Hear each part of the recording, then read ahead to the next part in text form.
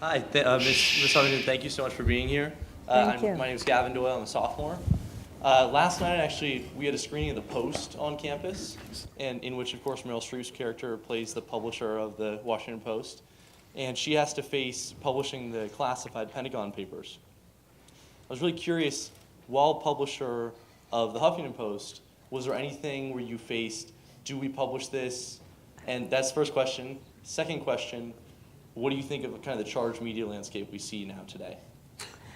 Great questions. Thank you. So let me take the second question first. I think the most dangerous part about the media landscape today is the lack of concern about what is true. Because as someone said a long time ago, we all have the right to our own opinions, but we don't have the right to our own set of facts. So I think that's the biggest danger, and that's the one thing that we cannot allow to spread. In terms of my decisions at HuffPost, I had the case where I actually killed something because I didn't think we had enough evidence. So I think very often, especially when it's something that it would have been nice if true, editors tend to overlook the fact that there isn't sufficient evidence to publish that. And that was a story which I will not even mention what it was, that one of our reporters had spent 3 months investigating and was very, very attached to it, as reporters get. And a lot of other editors felt it should be published. And I killed it. I wasn't popular, but I felt that that's part of what, especially a site like HuffPost that was new, in order for us to have absolute credibility, we could not afford to do anything like that. Hi, my name is Nate Myers. Really appreciate you coming to speak with us today. My question is in regards to the sort of secularization of mindfulness. As you mentioned before, these techniques have been around for a very long time, and since it's come to the West, it's sort of been separated out from the previous religious affiliation or spiritual affiliation. So I guess my question for you is, what role do you see, if any, of spirituality and or religion playing in each person accessing the, quote, inner wisdom that you spoke about earlier? I love that. So for me, spirituality is a very important dimension of my life, very broadly defined, without any particular, religious hue. But I like to meet people where they are. So one of the sayings we have at Thrive is come for the job-enhancing benefits, stay for the life-enhancing benefits. So we have people who come to Thrive because they want to be better at work, because they want to improve their performance, because they want to succeed faster. Fine. In the process, they are going to access that inner wisdom, because they're going to do the things that we are saying will improve their performance. So meet people where they are, and because this is something natural and real in all of us, they'll get there. Thank you. Thank you. And please write about it. That's a really important way to look at it. The secularization of mindfulness is a very important theme. Ms. Huffington, thank you so much for coming today. My name is Michele Chang. I'm a first-year MBA student. Earlier you talked about how we can sometimes be the most critical of ourselves with our self-judgment and so harsh. How do you find that you walk the balance between being mindful about that so we can learn from our mistakes, but not letting it be crushing for us? So I think that really, I'm sure there's nobody in this room who isn't aware of mistakes they make. I think the problem in this room, I'm sure, is becoming crushing about it. So I think we can course correct dramatically by looking, I made a mistake, this is what I learned, and moving on. It's really about moving on. It's really about not staying in the past where the mistake happened, but moving in the present where life is happening. And the problem is that when we stay in the past, or when we worry about the future, worrying about how we're going to perform or how are we going to be, we are missing the only moment that is really in existence. So that was one of the biggest issues I had to deal with in my own life. So I would urge you to just let go of that obnoxious roommate, don't identify with her, and know that you're always much more than that negative self-talk. Great, thank you. Thank you.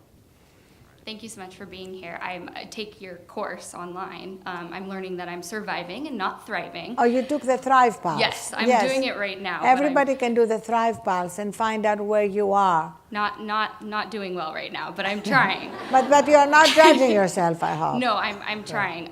So my name's Megan. I study politics.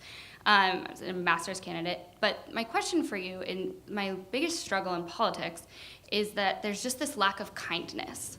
And I have a lot of female mentors who basically tell me that I'm naive to think that that's ever going to change. And that bothers me. And they also tell me that I have to assert myself in a more dominant way that I don't think is good for any kind of culture. I just wanted to get your thoughts on that, because I think that if there were more people saying that we can be kind, we don't need to throw people under the bus, that politics would be a field that people might actually want to work in, instead of basically saying that it's a horrible field to work in. I absolutely agree with you. And I think that there is no contradiction between being kind, being empathetic, and being strong. I think women especially speaking out early and immediately is absolutely key. And I think for me, part of the Me Too movement and the Time's Up movement is about encouraging women to speak out in real time instead of staying on it and hoarding. And I understand sometimes it's really difficult. But right now, when there is such a cultural connection around that, we need to encourage women to speak out faster. And then, when we do that, we are actually going to acknowledge that people can be redeemed. And that's something which I think is a very important part of this moment. There are people who've displayed, unprofessional or sexual misconduct. We need to believe that they can also be redeemed. The way we believe that people who are criminals in jail can be redeemed. So we can't first of all, we need to make distinctions, which is also another aspect of kindness about the misbehavior. And also we need to give people a chance to change. And we need proof points. We're not talking about public PR apologies and spending time in an addiction center. We talk about real, definite changes. But if we eliminate the possibility of change, then we are kind of missing out what humanity is about. And you can go back to the great Shakespeare play about mercy and justice. So what you are saying is you need justice tempered by mercy or kindness. Thank you. Thank you. Hi, I'm Chris. I'm a senior business major. I was curious, we're a polarized country. How do we solve that? I think we solve that when we move to the center in each human being from which we are connected. We are not connected at the surface. At the surface we are polarized. We disagree. We are not equal at the surface. The equality that America is based on is from the center. That's where we're all connected. That's where we're all equal and united. So I really profoundly believe that the more we connect to that place that we described here, the less polarized we're going to be. And that's why, frankly, I'm really excited to be working in this field rather than in politics right now, because there's very little that's going to be achieved in politics if people remain at that level from which we're operating right now. Thank you. Thank you.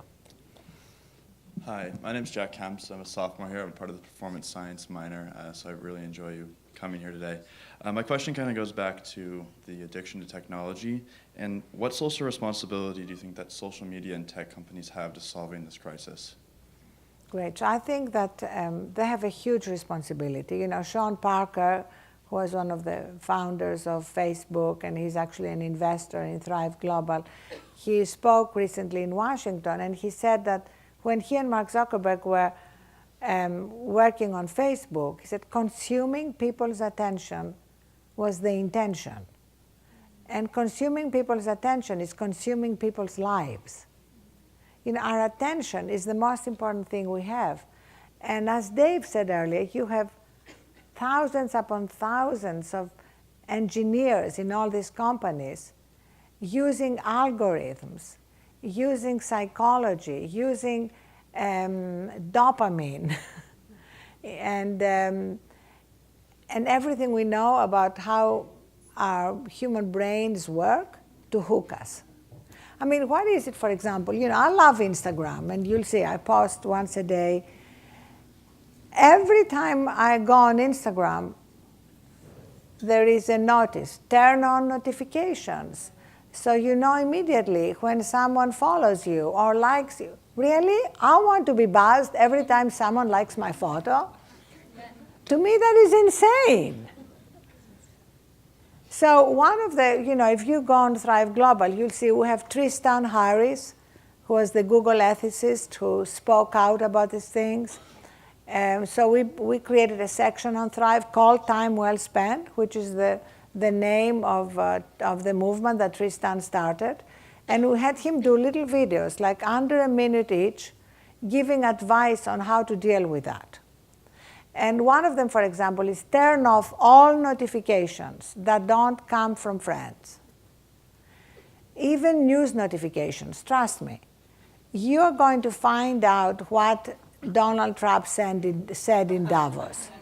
Do you need to receive 20 updates from CNN, the New York Times, HuffPost, all saying the same thing about what Donald Trump just said in Davos? The other thing is, if you're addicted to any particular app or game, whether it's Candy Crush or the New York Times crossword puzzle, whatever it is that you're addicted to, I don't mean that you do occasionally, but addicted to, take it off your phone. You have to download it every time you go to it. Don't have the app on your phone. You can still download it, but don't have it on your phone. If you are not ready to do that, remember we said micro steps, put it on the second screen. And move it around so you don't compulsively go to it. You'll be amazed when you go in Thrive mode how much more time you spend than you think you're spending on these apps that we are addicted to. Thank you. Thank you. We only have time for 2 more questions. I'm so sorry.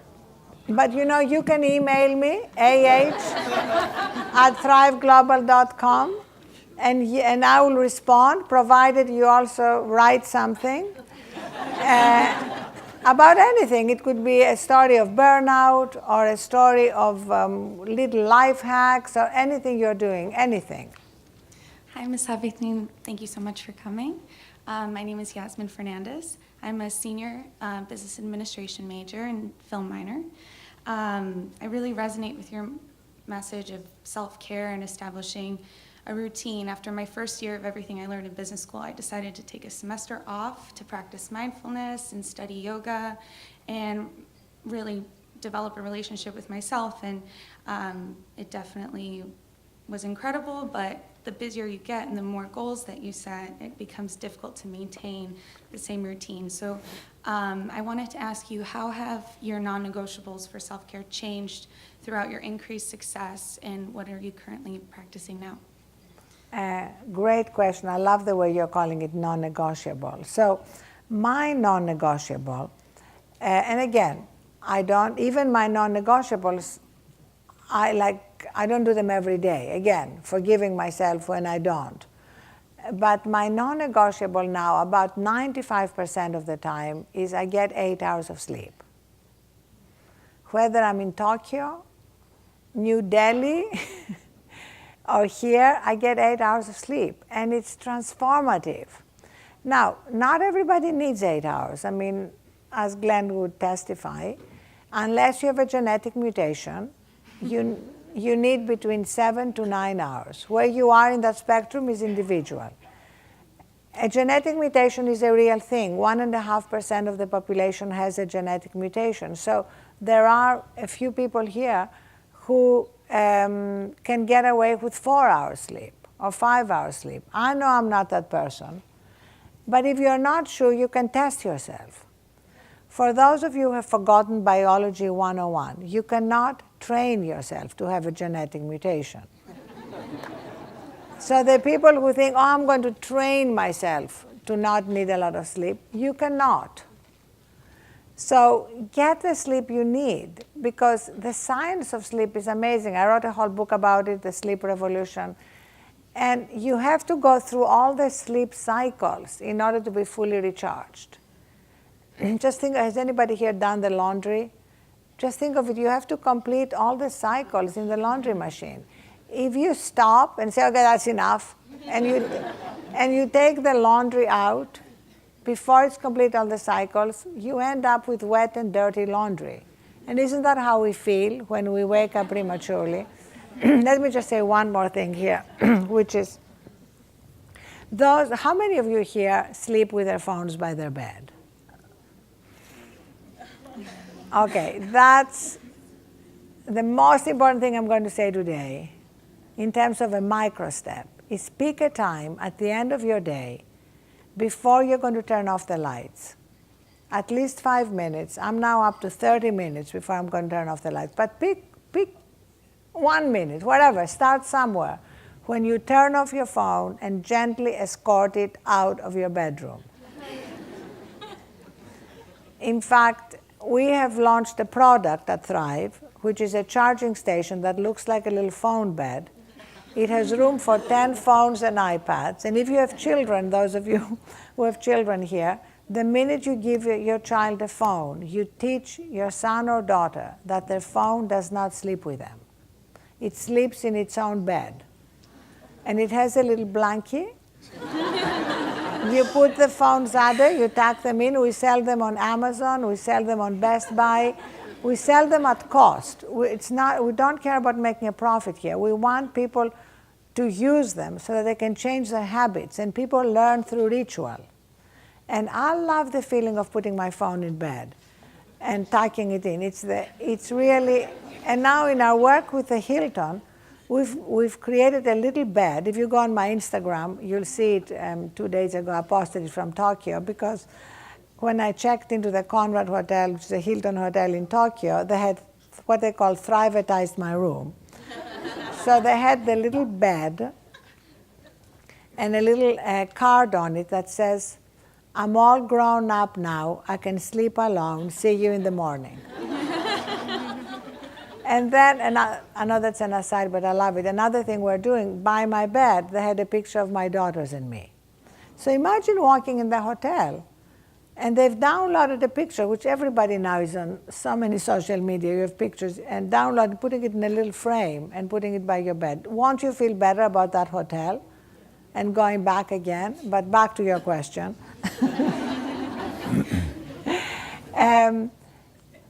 That is a great micro step that leads to what is my non-negotiable. You can decide what your non-negotiable is, but start with a non-negotiable for your self-care is a great way to start.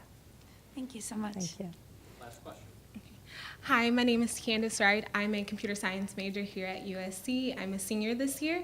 Thank you so much for being here, and I appreciate all of the great advice you've given thus far.